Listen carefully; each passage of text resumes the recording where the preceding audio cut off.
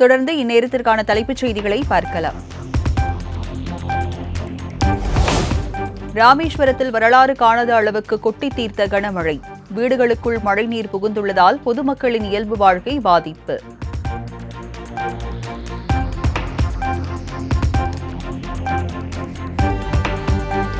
பாம்பனில் திடீரென ஏற்பட்ட மேகவெடிப்பு காரணமாக கொட்டி தீர்த்த கனமழை. ராமேஸ்வரத்தில் 10 மணி நேரத்தில் 41 சென்டிமீட்டர் மழை பதிவு.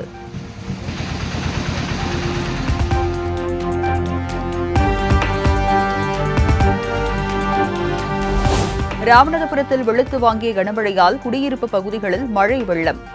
வீடுகளுக்குள் மழைநீர் புகுந்ததால் மக்கள் கடும் பாதிப்பு.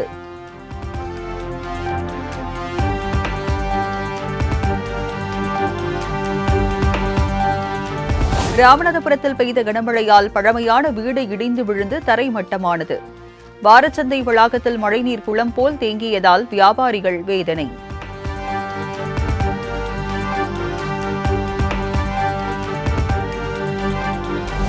நாகை மாவட்டம் வேதாரண்யத்தில் அதிகாலை முதல் கொட்டி தீர்த்த கனமழையால் திரும்பிய பக்கமெல்லாம் வெள்ளக்காடு.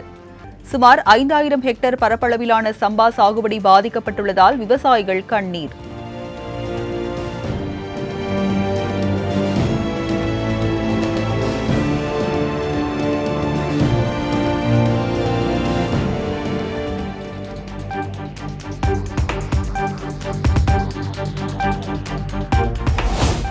கனமழையால் சேதமடைந்துள்ள நெற்பயிர்களை வேளாண் அதிகாரிகள் போர்க்கால அடிப்படையில் கணக்கீடு செய்ய வேண்டும். வாழ்வாதாரத்தை இழந்து தவிக்கும் விவசாயிகளுக்கு உரிய இழப்பீடு வழங்க வேண்டும் என்றும் வலியுறுத்தல்.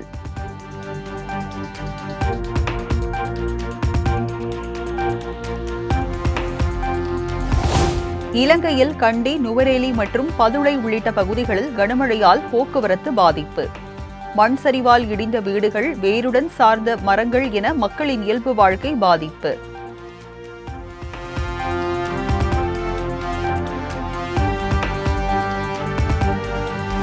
தென் தமிழகத்தில் இன்று அதிக கனமழைக்கான ரெட் அலர்ட் எச்சரிக்கை.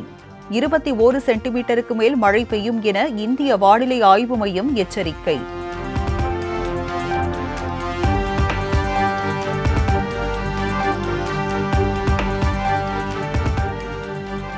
மகாராஷ்டிரா மாநில சட்டமன்ற தேர்தலுக்கான வாக்குப்பதிவு நிறைவு. 288 தொகுதிகளில் 60% வாக்குகள் பதிவானதாக தேர்தல் ஆணையம் தகவல்.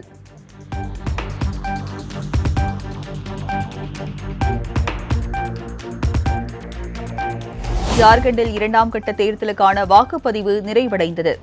சீல் வைக்கப்பட்ட மின்னணு வாக்குப்பெட்டிகள் வாக்கு எண்ணும் மையங்களுக்கு கொண்டு செல்லப்பட்டு பலத்த பாதுகாப்பு.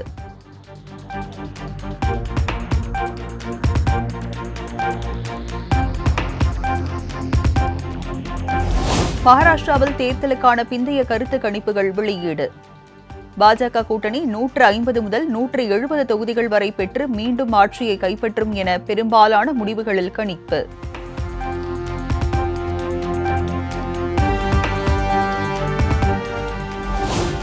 மகாராஷ்டிரா தேர்தலில் காங்கிரஸ் தலைமையிலான இந்தியா கூட்டணிக்கு கருத்து கணிப்பில் பின்னடைவு. 110 முதல் 125 தொகுதிகள் மட்டுமே கிடைக்கலாம் என தகவல்.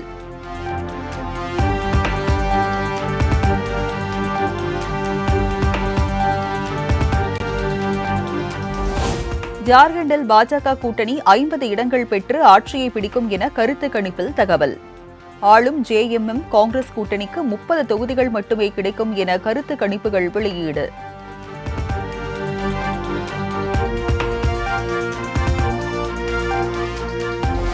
மகாராஷ்டிரா மாநிலம் மும்பையில் குடும்பத்தினருடன் வாக்களித்தார் நவநிர்மான் சேனா கட்சித் தலைவர் ராஜ் தாக்கரே. நடிகை மாதுரி தீக்ஷித், ரன்பீர் கபூர் உள்ளிட்ட பிரபலங்களும் தங்களது வாக்குகளை பதிவு செய்தனர்.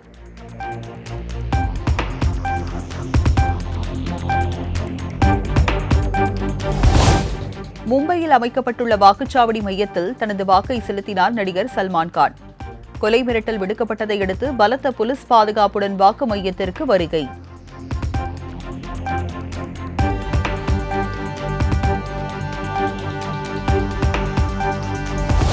உத்தரப்பிரதேச மாநிலத்தில் இடைத்தேர்தல் நடைபெற்ற கன்பூர் பகுதியில் பாஜக வேட்பாளரின் கார் மீது கல்வீச்சு. பாஜக மற்றும் சமாஜ்வாதி கட்சியினர் ஒருவரை ஒருவர் தாக்கிக் கொண்டதால் காவல்துறையினர் குவிப்பு. अरे मैंने 3 बार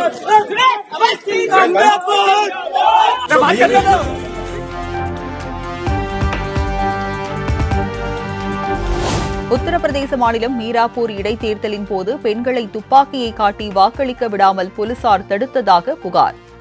சம்பந்தப்பட்ட காவல் அதிகாரியை சஸ்பெண்ட் செய்ய கோரி தேர்தல் ஆணையத்திற்கு சமாஜ்வாதி கட்சித் தலைவர் அகிலேஷ் யாதவ் வலியுறுத்தல்.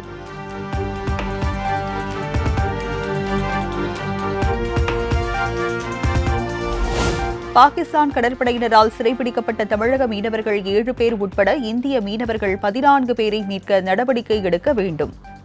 மத்திய வெளியுறவுத்துறை அமைச்சர் ஜெய்சங்கருக்கு முதலமைச்சர் மு க ஸ்டாலின் கடிதம்.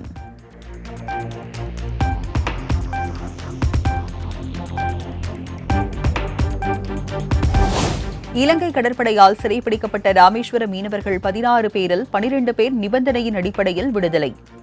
மற்ற மீனவர்கள் 4 பேருக்கான சிறை காவல் நீட்டிக்கப்படுவதாக ஊர்காவல்துறை நீதிமன்றம் உத்தரவு.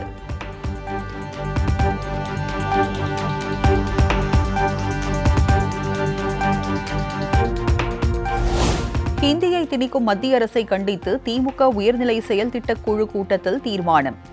இலங்கை சிறையில் வாடும் தமிழக மீனவர்களை விடுவிக்க மத்திய அரசு தீவிர நடவடிக்கை எடுக்க வேண்டும் எனவும் வலியுறுத்தல்.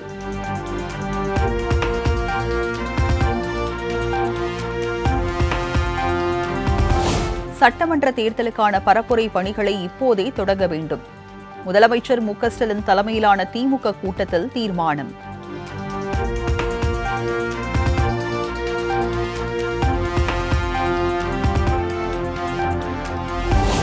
நீதிமன்ற உத்தரவுகளை முறையாக பின்பற்றாவிட்டால் இந்து சமய அறநிலையத்துறை ஆணையரை பணி நீக்கம் செய்ய உத்தரவிட நேரிடும். கோயில் நிர்வாகம் தொடர்பான வழக்கில் சென்னை உயர்நீதிமன்றம் எச்சரிக்கை.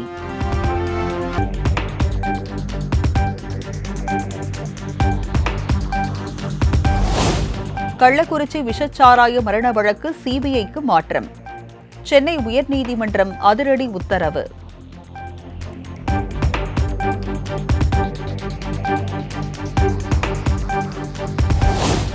கள்ளச்சாராய மரண வழக்கில் தமிழக அரசு மேல்முறையீடு செய்யக்கூடாது.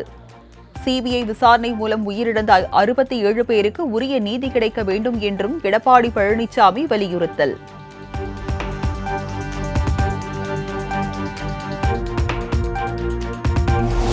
Hosur Tata electronics mobile phone உற்பத்தி ஆலை விரிவாக்கத்திற்கு தமிழ்நாடு சுற்றுச்சூழல் துறை அனுமதி. தொழிற்சாலை விரிவாக்கத்தின் மூலம் 80,000 பேருக்கு வேலைவாய்ப்பு கிடைக்கும் என தகவல்.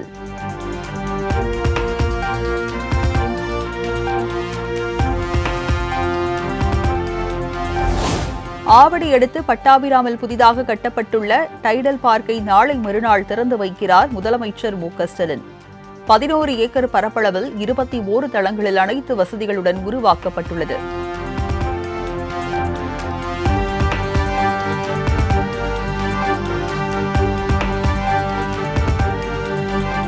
தஞ்சாவூர் மாவட்டம் மல்லிப்பட்டினம் அரசு உயர்நிலைப் பள்ளியில் பாடம் நடத்திக் கொண்டிருந்த ஆசிரியை கத்தியால் குத்தி கொலை. ஒருதலை காதல் விவகாரத்தில் வெறிச்செயலில் ஈடுபட்ட இளைஞரை கைது செய்த போலீசார்.